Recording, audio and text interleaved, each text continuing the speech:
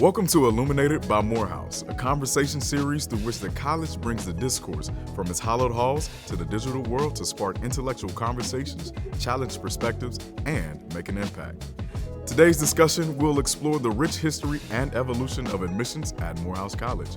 We are joined by the directors of admissions and recruitment and freshmen and seniors academic success, who will offer unique insights into how admissions process has evolved in response to recent Supreme Court decisions on affirmative action and what the future holds for admissions at Morehouse College.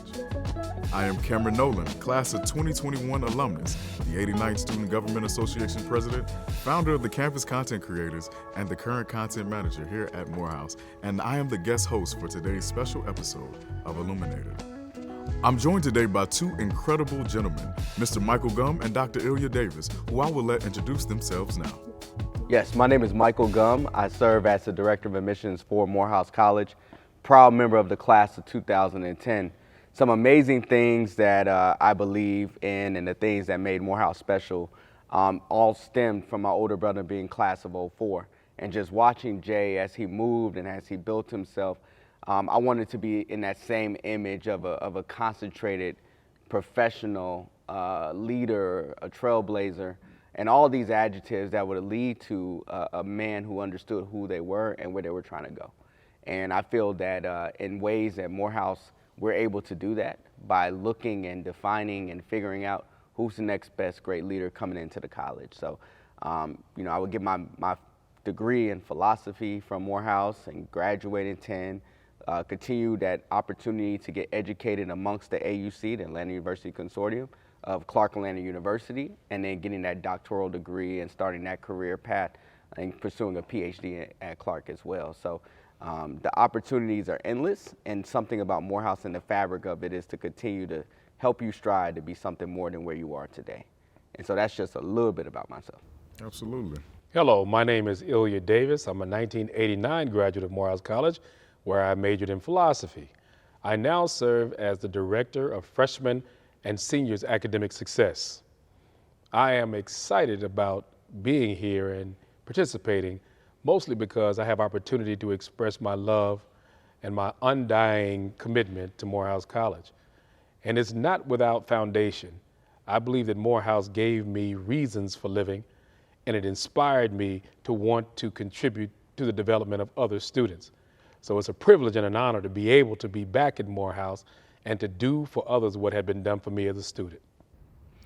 And I love how you framed it as what you've done as a student or what you did as a student, because as alum here, we've all seen the Morehouse experience change, and all in different classes. I'm class of 2021 myself. So I want to go into how has the historical nature of Morehouse shifted over these few years as it relates to admissions specifically, whether it be from what you saw during my admission cycle or something that you saw while you were also in school? Yes. The amazing thing about admissions and the focus of admissions has always been to try to recruit the very best, to get the right student into the college, and to open the doors for, in many ways, black men who don't have the opportunity to hear about an HBCU, or black men who don't get the opportunity to even be able to walk the campus, to be able to expose them in such a way where they can find themselves really being an anomaly, right? Being separate, being in this sort of space where you don't get the norm. To see you and a successful you, and to see that in a magnitude of about 2,000 plus students, that was always something that was the goal. It's just, who do you go after? Would you go after the diamonds in the rough, those guys that typically might not have the funds to be able to make it happen? Or do you go after the top student that, is going to graduate valedictorian in their class who attends a private institution? So in many ways, what's been historically shifted is this sort of balance and fight between both. Who do you go after and who do you seek? And I think as it relates to admissions, it's always been an opportunity to really recognize, whether you look at the past or even future, the reality that it's about cost. It's about finding a way to sort of bridge the gap and to close that gap. And unfortunately, we're just in a space, man, where either you're going to have the funds or you're not. And so I think as we progress, the college has to think differently about how they want to support students, and then how do we find new avenues to continue to bring some of the best to the college, as we've done in the past. I'll turn it over to you as well. So admissions when I was a student was quite interesting. I believe that many of my classmates were excited about Morehouse. And so it wasn't, as we now understand many people's disposition, the other school or the one I only got accepted into. Many of my classmates applied to one school, and it was Morehouse College. And we appreciated the opportunity. Not only was it considered a great school, we reveled in the fraternal nature of the institution. And many of my classmates, coming from all over the country, celebrated the uniqueness of being Morehouse College. I grew up in Atlanta. I didn't know much about Morehouse. My eldest sister had attended Clark College at the time. She was in the honors program there. So I spent my time literally across the street, never realizing Morehouse was here. But she, along with my mother, once I became of age, graduated high school, both of them decided that I was going to attend Morehouse College. And I say they decided because it had not registered that that's where I needed to be. So admissions for me was something that was promoted by my mother, as well as my classmates. Many of them, they came to Morehouse not because maybe their father or brother attended, but because people in their community had great respect for the institution. And someone at their school probably put it in their ear, this is a place I think you need to go. And it was always motivated by other people seeing something in that potential student, that contingent student. And they would literally say, I think that's where you need to be. So the guys in my class might not have been at the top of their high school graduating class, but when they came to Morehouse, they performed. So because I teach here and interact with students so often, I have to tell them, on paper, you all are much better than we were. In practice, we did better because we took our opportunity at Morehouse to sustain us and to be understood as this is our opportunity. Everything in the past has gone away. It's now your time to become someone new. And so admissions for us in the 80s, it was our opportunity to prove our value for ourselves, not for others, but for ourselves. And then later on, as I started to teach here, I saw differences in the types of students, equally as good, but they were different. They had been prepared in the basic structures of education. And so I think coming to Morehouse, we had to imbue in them another sensibility, and that was the value of lifelong learning and not the reduction of education to utility. So it was very important to get the newer student to realize it's not reducible to, will I get a job? We constantly want to encourage students, will you see yourself becoming a better human being? Not immediately, but protracted. Will this help me understand what's needed to be a better person? So the students we get now, not better or worse, they're different. They have a better foundation in the basics of education, if you will. But as we did and they do now, we still need to focus wholeheartedly on how do you cultivate your humanity and make a contribution to society. Morehouse does not like to remain stagnant. Morehouse is progressive in the nature in which we critically think about the ways in which we're responsible for how the next 150 years looks as we are, walking on this earth. So I want us to establish the conversation regarding what's going on with the Supreme Court, all of the things that are going on with affirmative action. And I want to give it over to you first, Brother Davis, to go into that conversation about what is the affirmative action? What was that ruling? Like, what are those, like, if I was unfamiliar with it, how would you describe it to me so we can have more intangible conversations for our audience? So at bottom, as we love to say, this is an issue of morality and the type of world you wish to live. So when the Supreme Court last year decided that race would not be the fundamental guiding principle of admissions, and I'm being hyperbolic to represent the fact that there are many other variables that could have gone before the Supreme Court, the state I'm from, and I think part of what they do, they crafted it in such a way that they understand region is a part of affirmative action. They understand ethnicity, but for some interesting reason, in a country that predicated enslavement of people on race, now decided that they would exclude it as a formidable part of admissions into some of the schools that never wanted you there. And so I think any school that cares about caring for individuals who have, for the most part, been marginalized historically, and the products of that marginalization manifest themselves in an asymmetrical social, political, economic structure, that you have to make that decision. So I never really worried about affirmative action as much as whether or not the schools who have to formulate admissions under that mandate, they have to decide, I still want my student body to look a certain way, to be a certain way. Women had to fight against it. Gay brothers and sisters, trans brothers and sisters now are going to have to live through it. Because as you build, as brother, I won't want to speak in his area, but as you build your student body, you now have to consider, when we have trans students, is that a variable we care enough about to try specifically and intentionally to incorporate in our community? So the interesting thing is this. There are enough great high schools in Northeast U.S., they never have to go anywhere else for students. There are probably about 15 to 20 schools that they could populate their entire college on. They never have to leave. So you start saying, well, what is it about affirmative action and about making considerations of race, gender, sexuality as a part of your formula to create a profoundly robust intellectual environment? You have to decide, I intend to create an environment where the education is not reducible to the class, but it also transpires between the students. So even when I went to graduate school at predominantly white universities, their promotion was, we wish to have that type of diversity.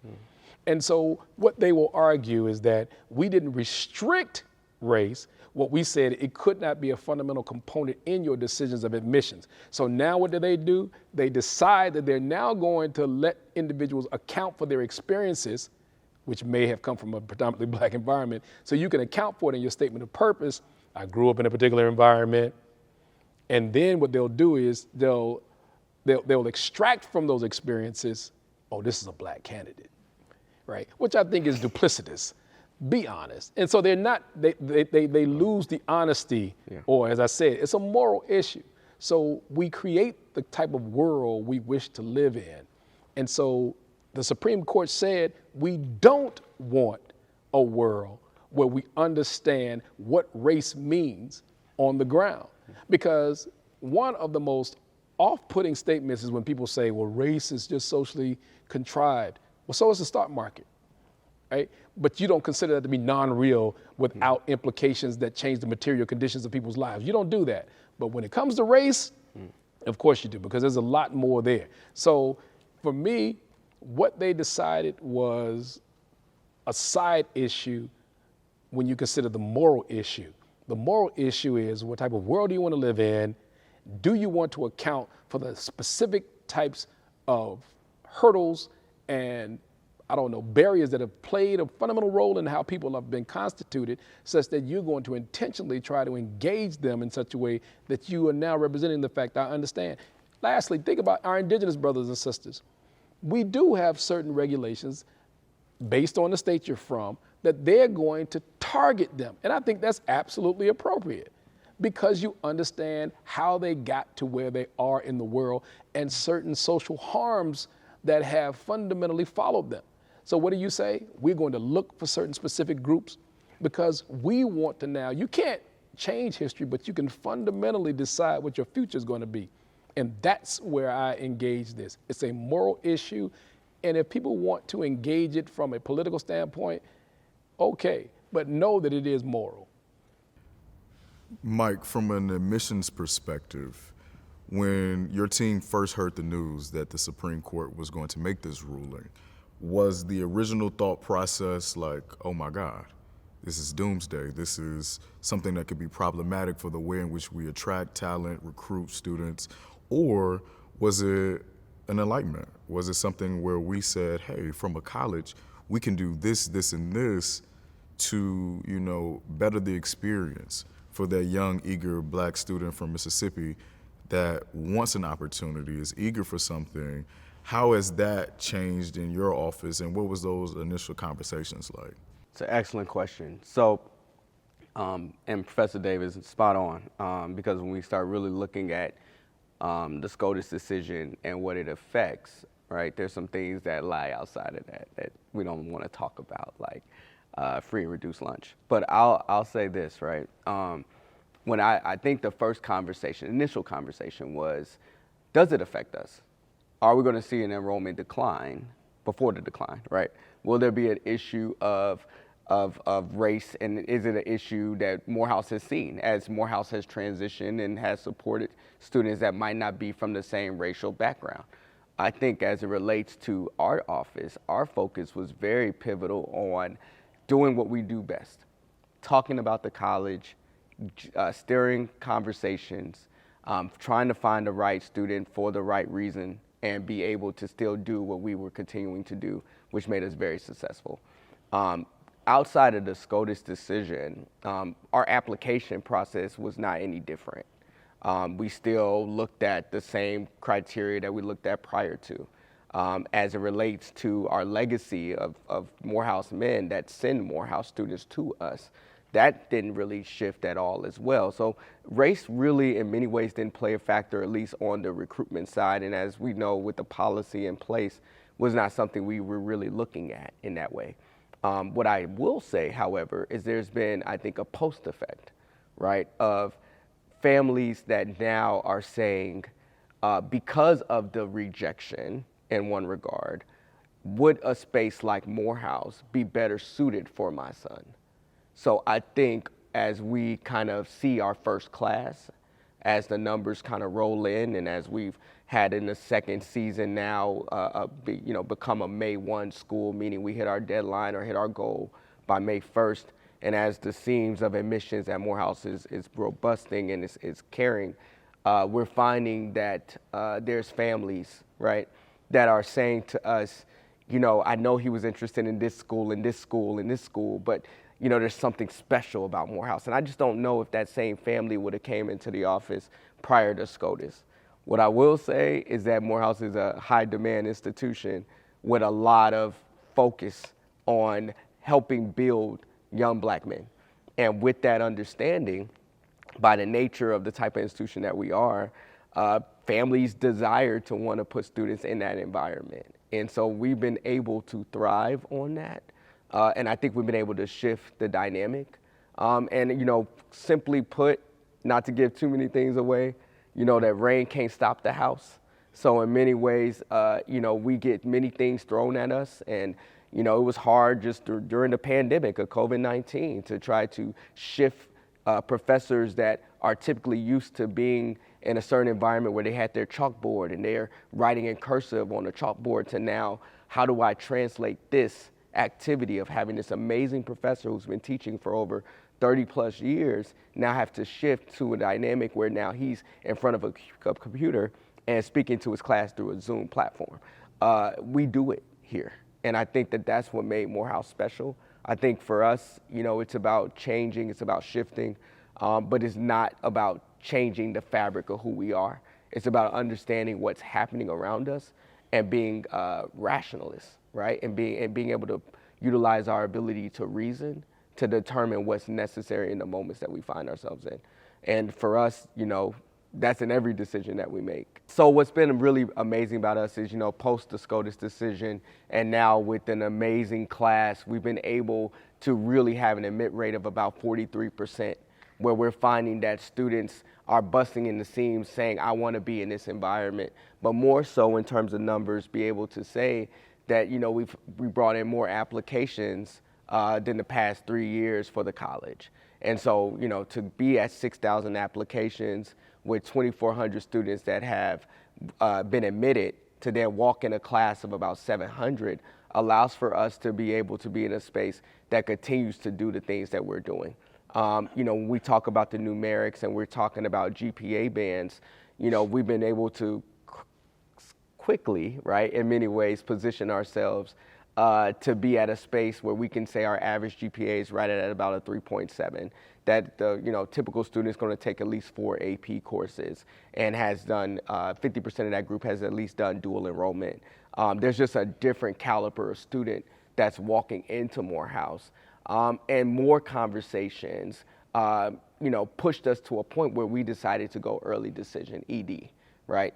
And the reason and the rationale behind that is because we knew that the quality of student that desired to want to be here is also the same quality student that could have applied to the PWI, but there's just something special about the environment at Morehouse that we wanted to be in the front of that. For some of us, it's not about 4 or 5 different choices.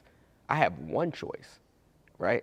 And whether that was pushed or whether that was something that's innate in you, something happened for us to say that we didn't need to wait to hear from any other school. The only school I want to hear from is Morehouse. And so I think in terms of that allowed us to be in the space. And so for us, we grew while other colleges might have fell off, right? For us, we've been able to have an amazing wait list of students that has said, hey, I want a spot, I want a seat.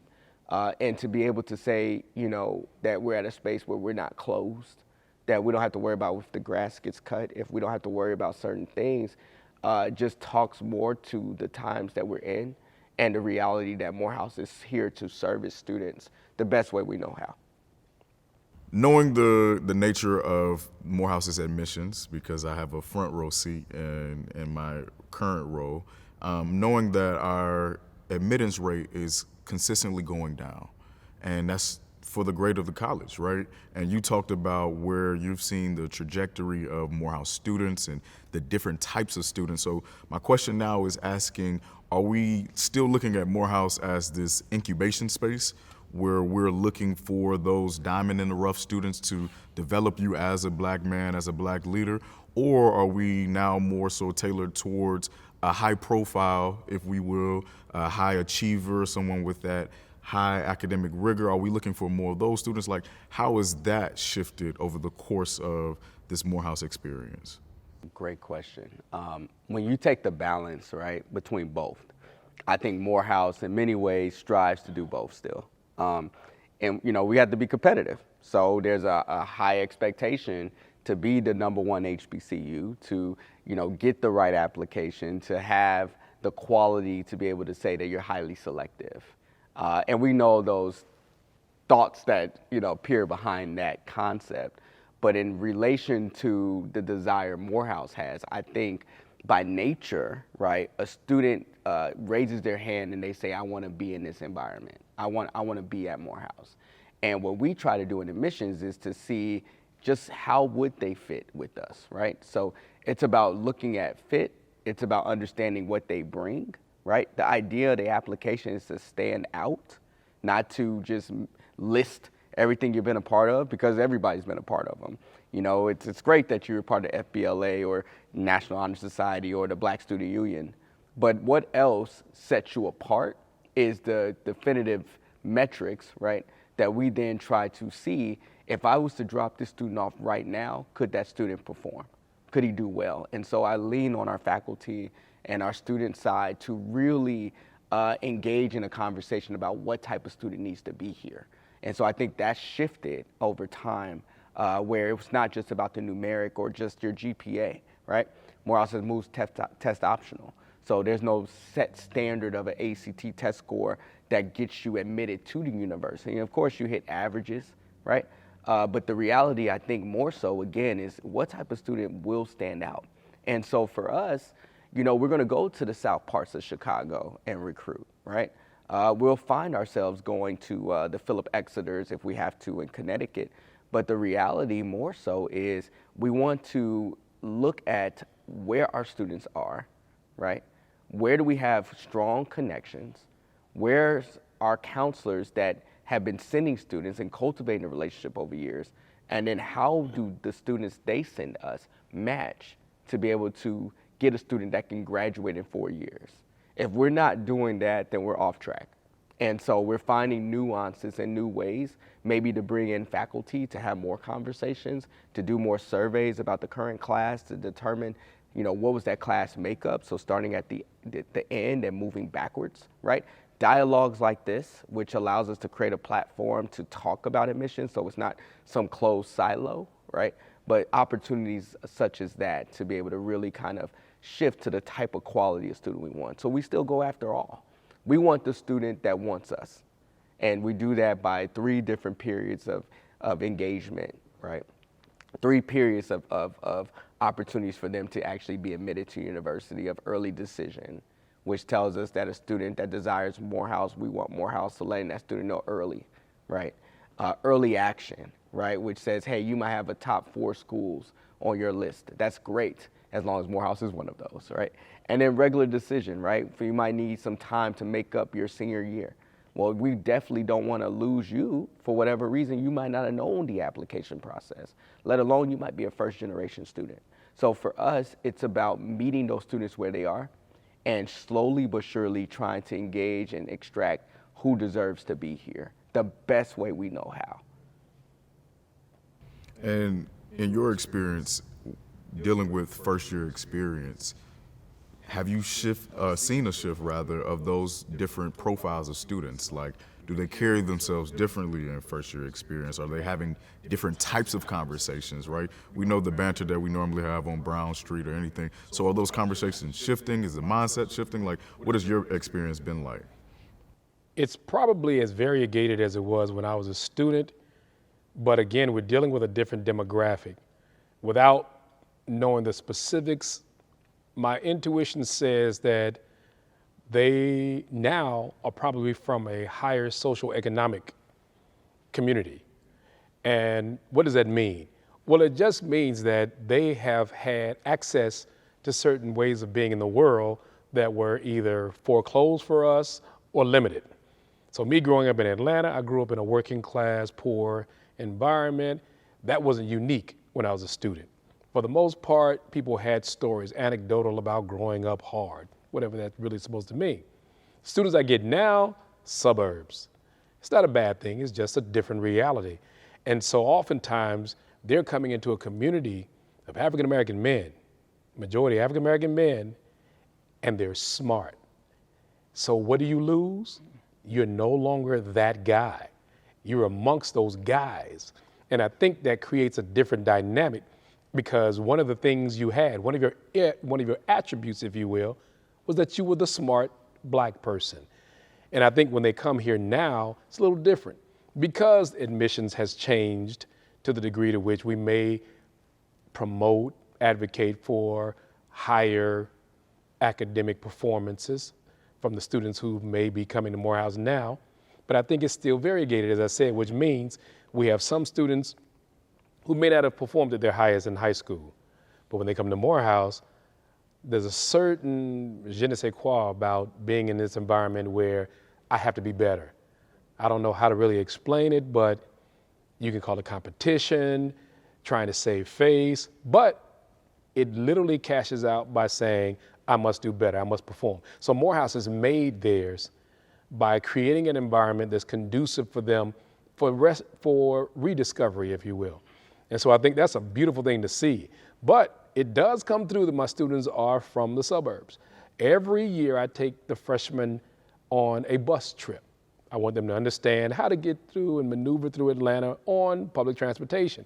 Well, I can tell you many of them have never been on public transportation in their lives, contrary to when I was in school. Most of us got around the world that way. And it's not a bad thing, but it demonstrates to me it's something more that's needed. It's not just the class, it's not just the dorm. We try to create a more holistic approach because there are differences in how their world has been made for them. And so we go through the city of Atlanta. I try to instruct them, when you see someone who may be unhoused, don't be afraid. Don't engage with trepidation that society may have informed you. Act yourself. And many of them have never been in these environments, in urban environments, as we euphemistically say. That means the cities. And so that's in a form of initiation, but it's all a part of the education. That's why I love it. All of this is formidable to the degree to which, how do I now take my studies in sociology, chemistry, physics, and try to get a sense of, does it matter to the world. And so the students we get now are very diverse. I think the value is that the admissions office still tries to create, or as they say, build a class that's going to represent the diversity of what it means to be black in the world. And I think they do it intentionally. It's not by happenstance, and it's needed.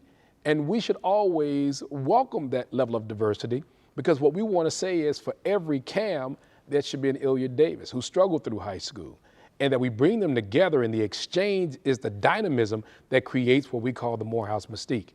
And we don't try to create a univocal voice about Morehouse. Every student has a right to define and be Morehouse the way they want it to be. Now, what we may have in common is this commitment to social justice, social change, and this extra engagement that is beyond myself.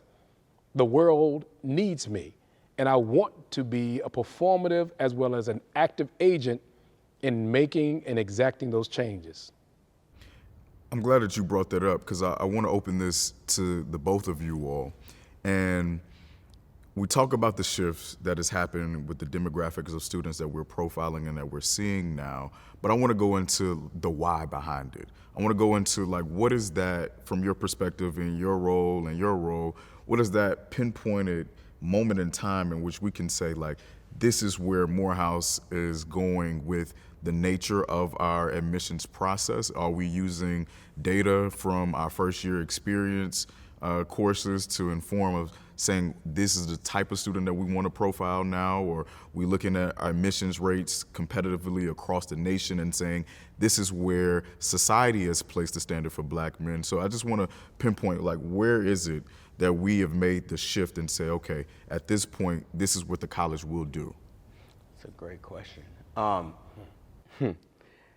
The shift, right, slow but steady, but I think the objective, right, and the focus of how you see Morehouse stems from an angle of seeing Morehouse through the student's lens, right? So I think what's changed is, instead of thinking objectively about, you know, what it is that we want a student to do, we are taking more of the narrative, right, through, you know, the marketing office and the comms office to really find those stories that then stick out for us then to talk to other students about students that mirror their behavior, as Professor Davis talked about, right? So I think that's a nuance that is happening. Pair that with the desire for people to see Morehouse not just as an HBCU, right, as great as that is, but to really see it beyond this concept of just being an institution for black men. Really seeing it as a pivotal institution to lead leaders, right? A space and a place where you could only find 400 plus African-American men predominantly that are successful in the way that they are, that are gonna graduate at that rate and be able to do things that have never been done before, right? And so we start talking about the statistics, right? We know them, right? Morehouse College, the #1 producer of African-American men who go on to earn a degree from Harvard Business School, Harvard Law School, right? A top feeder school for graduate schools, right? Number 4 or 5, it's the top HBCUs. We know them, but when we really look at Morehouse and the reality and the realization that it's an institution that is really of its own kind, you have to start to ask the question, what students deserve to be in these spaces, and then how do we go find them, while at the same time not change the fabric of Morehouse and not change the fabric of the student. And it's all of those pieces that have to sort of sink in for us then to go find the right students to come here. And so when we look at the Morehouse of the future, it's one where there's more opportunities to find students that are desiring an online education, more opportunities for students who desire to kind of want to know what this space looks like without actually physically having to come, right? It goes past just a tour experience. There has to be ways to really kind of take what those ideals and those sort of mystical or mythical concepts that we know exist here and really find ways to talk about them in a way where we're not giving them everything, right? Because you ain't gonna know your NSO experience till you get here. Until you're here. But there has to be ways to start to show them that, hey, just this little glimmer, just this little diamond is sparkling over here. And if I can show you that, man, don't go to another school. You really need to be thinking about Morehouse, right? And so I think more parents are seeing that as time continues, despite the decisions that are made throughout the country too. You as well. What has your experience been like just in that pinpoint moment of seeing students change and the way in which they're moving about the college? My initial issue is, I'll take these terms from one of my favorite spirituals. How come we here? How did you get here? Because it's important for you as a student to rethink where you are in the world. You have created a sense of who you are, 16 to 18 years, pretty much the average. But now you're here in this sacred place. And I normally refer to it as a sacred place. And not so much that it can't somehow account for the foibles and maybe even contradictions, but it's sacred because of what it has the capacity to produce in you, in the student. So my question for the student is, are you open to possibilities? This is a very unique time we live in. Everyone goes through it. This is your time, student. You have to make the decisions. If you're going to protest certain social ills, it's your time. I had mine. It's your turn to make a decision. So how do we cultivate some of the virtues? Democracy, fairness, dignity, respect for others. And so every student I engage, that's the beginning. Once you answer those, now we know how we now are going to inform you through our liberal arts curriculum. And then they begin to understand, that's why I have to take English if I'm a physics major. That's why I take religion and philosophy and sociology. Yes, because you decided in your response to my query that all of these things will help codify what it means for you to be a human being, but more importantly, your contribution to the virtues I just articulated. So how do we cultivate a better democracy? One that incorporates the diversity of what it means to be a human being without marginalizing or subjugating. And so for me to see a student at Morehouse College means you accepted Morehouse and we accepted you because you were willing to change. You were willing to cultivate and refine your humanity.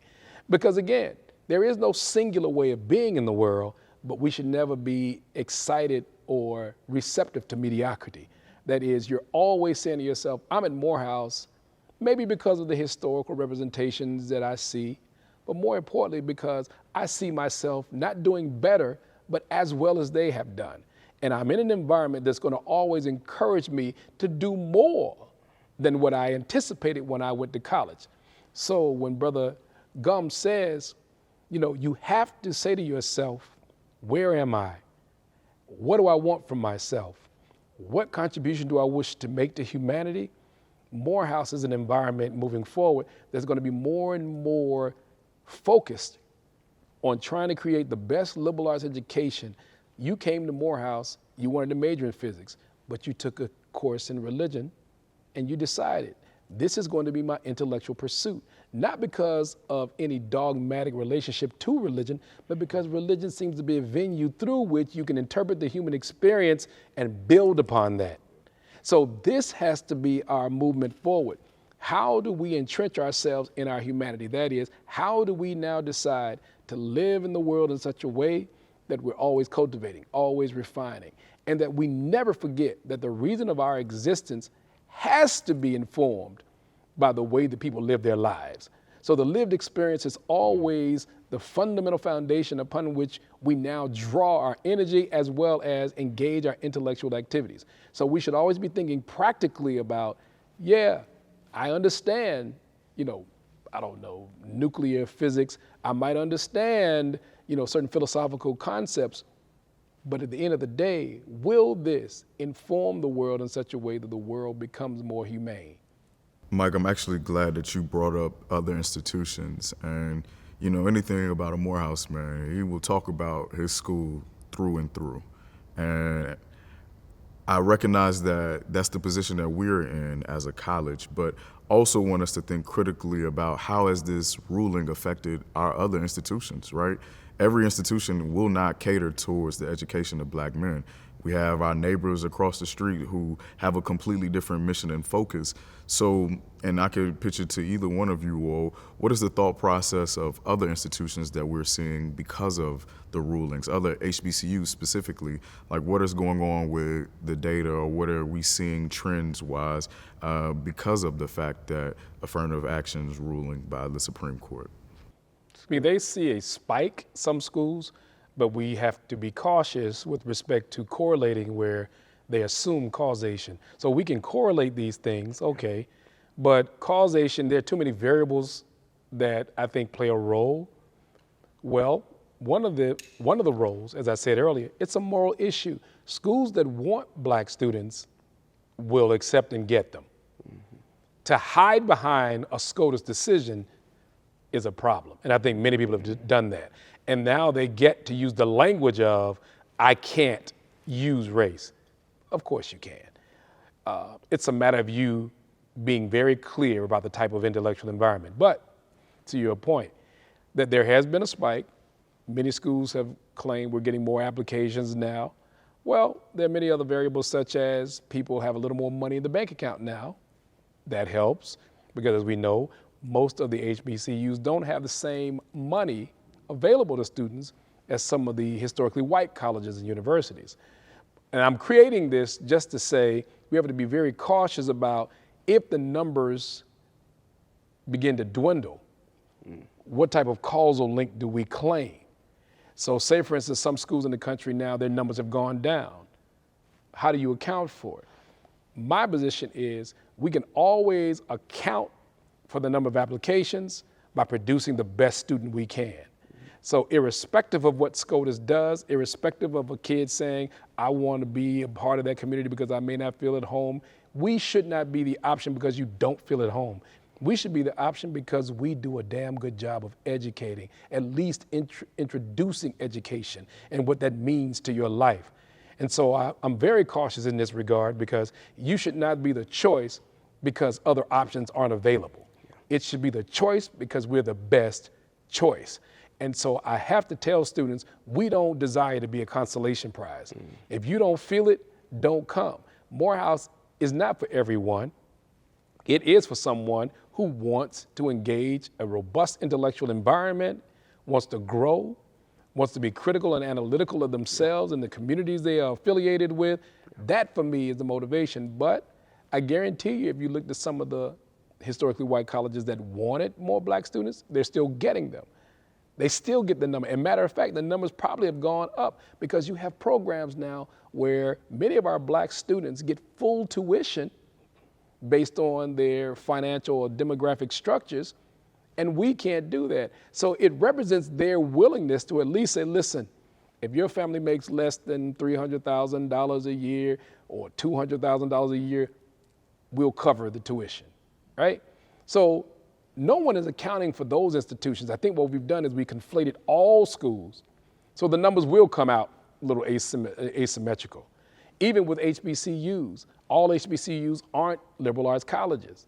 So you have to adjust for that. How many students want or desire a liberal arts education, which means how many of our high school students are coming out wanting to major in sociology, political science, and so forth? Yeah. Well, you wouldn't apply to certain historical black, you wouldn't apply to certain whites. So I just think we need to be cautious, because we don't want to rest easy with the other people don't want you. That happened in the 60s. So part of what happened in the 60s was those other schools said, now we'll take you. We lost a lot of our students' influx.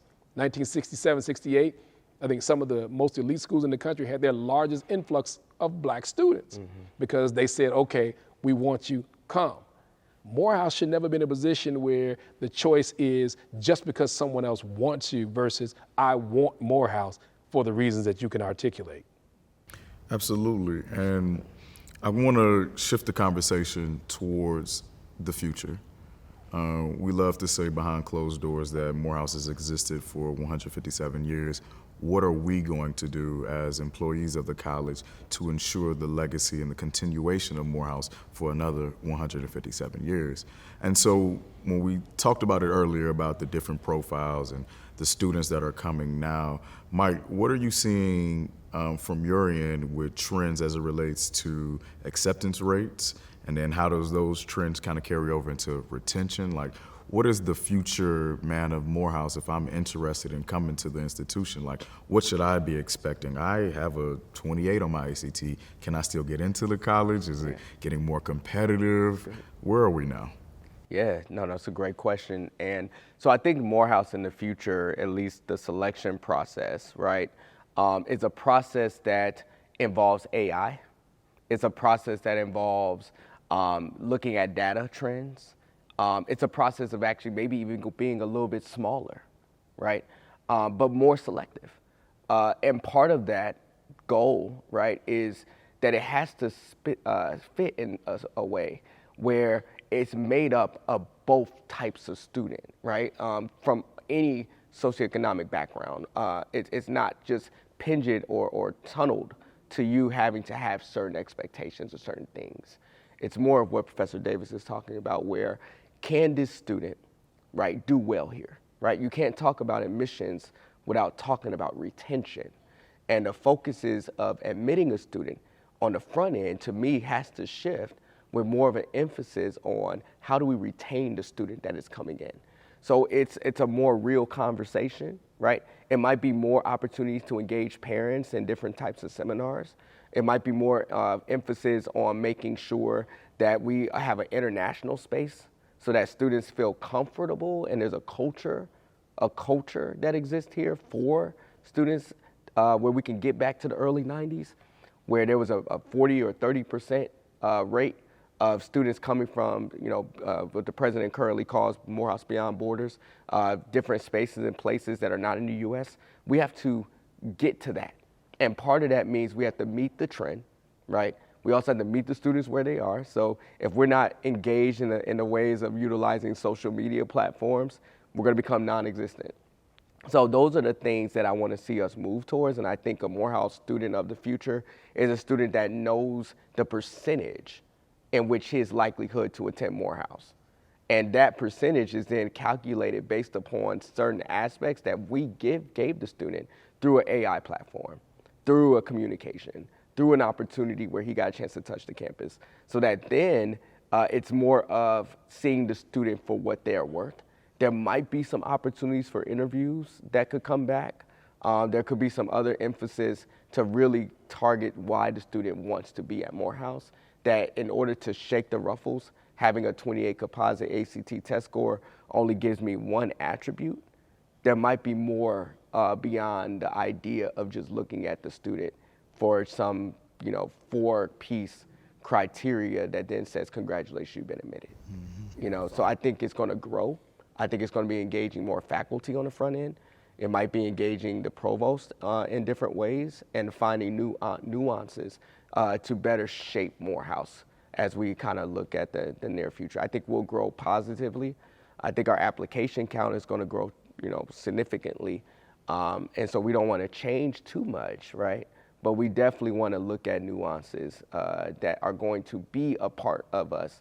And as students select other institutions, they're going to be asking questions that are more pivotal to what is the opportunity for a student that majors in business to get into these degree programs? What is the opportunity if I major in philosophy that the reality is that I could be a lobbyist or be an attorney? So they're coming with more direction. We just got to meet that. I like that. Ilya, you are seeing the student experience, one from the admitted student process, then you finally see their journey during new student orientation, and then you also see these same students again 4 years later, assuming that they did it in 4 years. You see them 4 years later as they are seniors preparing to go out into the world. So from that transition from admitted student to first year experience, and then continuing on to their senior year, how have you seen their journey shift and change? Like, how impactful has FYE been on the way in which they think, they act, their habits? Like, why is FYE so integral for the college? So I will look at the course that I lead, Freshman Orientation, which meets every Tuesday. And it's a program that was begun close to 90 years ago. One of the famous moments that Benjamin Mays had every Tuesday, as I do now, engaging the students on various topics. And it gives them an advantage. And I think Morehouse is unique amongst other schools in this regard, and that is, what does it mean to be in college? What does it mean to pursue education as a value and as an activity of the soul and of the person? And so I think I watched these students over those 4 years. Even when you were a student here, I could talk about the Cam that I met when he began, the Cam when he finished.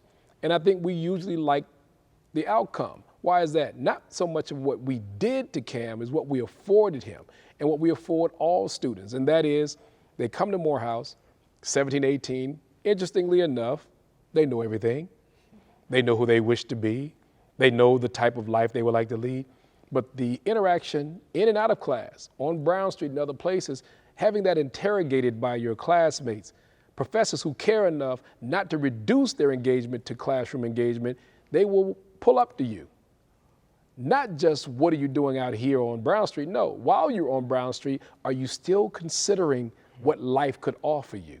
And so as I see them matriculate through Morehouse during those 4 years, the students who have taken this experience seriously come to me senior day, the day of graduation. They did it this year and every other year. You know what? I get it. I get it. And it's not about that they're graduating valedictorian or with certain Latin honors. Is that when they've said they now get it, that is, I was supposed to be considering my humanity. That was my job. And whatever discipline I find myself located, it's supposed to be applicable to that. And so when students leave here and go to graduate school, I celebrate because I saw somebody who thought they were going in one direction, and because of the experiences that they had and how they fortified their relationships with one another, it produces a Cam and others who now say, you know what? I get it now.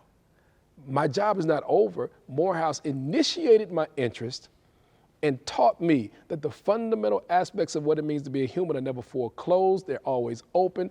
It's always creating new opportunities for me. So I may do this for a while, but guess what? When I graduate, I should feel good about the fact that I represented myself, my family, and Morehouse College with the highest level of integrity. And so watching students go through Morehouse, as you intimated, some don't finish in 4 years. But one thing that I promote through freshman orientation, of course we would like to see you begin and end within that time frame. But don't ever lose your way by thinking because that did not happen in a successive way, that it's over. You finish in your time. So I don't allow students to say, I'm a graduating senior. Don't do that. People have different trajectories of life.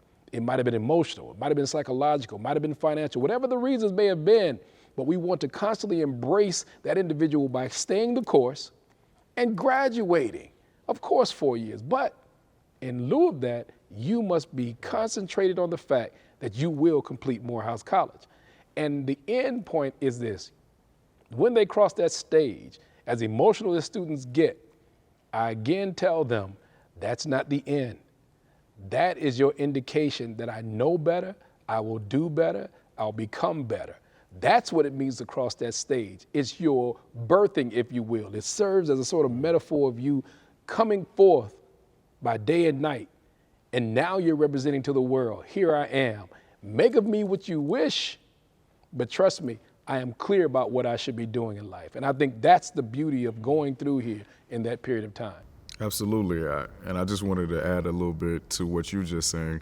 And I find so much beauty in the word commencement, right? As we think about to commence is the idea of that you're beginning something, right? But we celebrate a commencement, which also signifies the conclusion of your 4-year experience. So I always want to, take that time as we analyze words and what they really mean. It's just beautiful to know that your experience as a student here is almost like a cycle. I found myself personally here starting as a freshman and then graduating, but still having that love for the college to say like, wait, I'm not done. I need to still serve this Mother Morehouse and still contribute because I know what this space is and I know where this space is going, but also learn that, to your point about recognizing your humanity, I learned that as a student. And so I want to ask this question to both of you all. simply because I know part of the answer, but I want you all to go deeper into it. How integral are the current students to you, Mike, for the admissions process? I know you have your ambassadors. And then also for you, Illya, how have students been integral when it comes to freshman orientation? More specifically, the upperclassmen that are administering guidance to the current students that are going through freshman orientation. So we can kick it off with you first, Mike. Man, that's a great question, Cam. So brotherhood, right? That's what keeps coming back and it just cycles itself, right? What does it mean to be a brother? You know, I think the closest bond is having a twin brother, one would argue, right? Somebody that look like you, walk like you, talk like you, he's your roommate. But what I find interesting about Morehouse in and of itself is I've never seen a bond as close to brotherhood as having a twin brother like Morehouse College. And so when I think about that question and I think about being a part of admissions and the sort of the ways in which students navigate spaces and organizations and groups here, even down to, you know, being in your freshman hall or your freshman house. You know, you find these ways to engage and interact, and you see the quality of the brother next to you. And something in that, and Professor Davis talked about that earlier, this sort of competitive nature to not hurt your brother, but to really push your brother. Who is pushing you, right? There's that strive of commencing, right, that happens even on the recruiting phase, right? They're getting into groups prior to even coming into the class. And so they're finding ways to bond. And I think that bonding experience, right, is what's unique at Morehouse. It's that you're finding you while also helping your brother find himself, while being a part of an organization or a group that you know nothing of. And as many people might say, oh, I know Morehouse is the quickest, as you say it, is the quickest you really end up saying it, if you really get it, that, you know, I know nothing of Morehouse, right? And you find yourself trying to fine tune that. And so I think on the admissions end, that's what we're looking for. We're looking for guys that want to be a part of this environment. But we're also looking for guys that, as Professor Davis mentioned earlier, that are not afraid to expose themselves, to be vulnerable, I know he would say, to be willing to ask for help, right? To be willing to say, you know what, I'm not perfect or I'm on a spectrum, but I'm here and I want to be a part of this environment. And I care so much that I want to see myself in this place, that in 4 years, right, I'm coming out of here as a changed person. And, you know, whatever experience you might have gone through, there's something special about Morehouse that I believe this place is the only place that can shape you in that way to do that. Brother Illya Davis, Brother Michael Gumm, I definitely appreciate you all for coming to Illuminated today. If you enjoy content like this, be sure to follow Morehouse College on our Instagram, LinkedIn, Facebook, X, the Morehouse College YouTube channel to find more Illuminated videos. Thank you for your time. I'm Cameron Nolan. I've been the moderator for today. You all are phenomenal. Thank you. Thank you.